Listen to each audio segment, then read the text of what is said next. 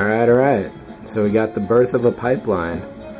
Running out of all the production supplies needed to actually make the kits, I figured I'd switch over to the post-production side of things and actually start doing something with all these builds that are in my collection. So I've been doing a bunch of tests with one of the Vipers there for the last week or so, and that's led to a few improvements on the actual wall itself. So I'll get to those in a little bit. So over here we got a pair of Vipers against a pair of Cylons.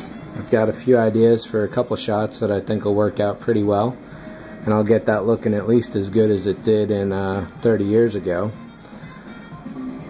Over in the far corner there we've got the Captain Cardboard D7. That'll be facing off the Excalibur here, and we'll see how that fight turns out, so tune in for some old-fashioned Star Trek.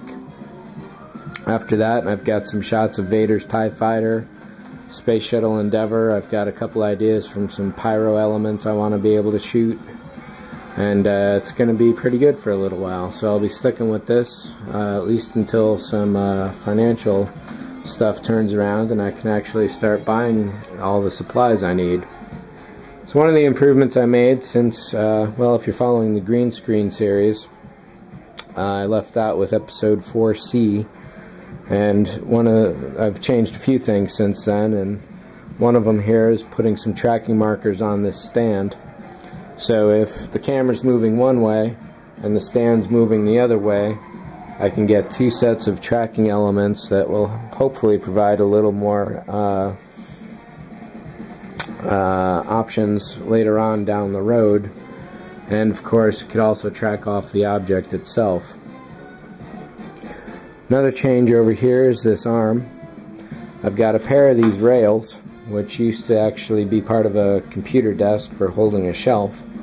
So I just clamped them down at one end, clamped the lamp into one of the screw holes here.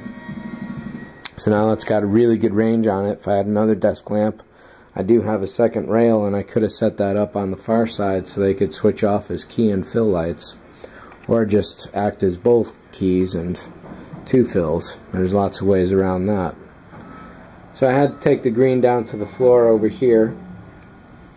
There was just no way around that at all. There were too many angles where I was just hitting white wall, such as right there, so I may even put some green on that area there and not worry about lighting it at all. Up top here I had 2 sheets of black poster board, so I sliced that lengthwise, and that just happens to be exactly as much as I really need to get this done. So that was a really good coincidence. Other than that, I think that's mostly it. Like I say, over the next couple weeks, you can definitely look forward to seeing some more of this side of model building, which is not something you get to see too often. And we'll see how it goes. See ya.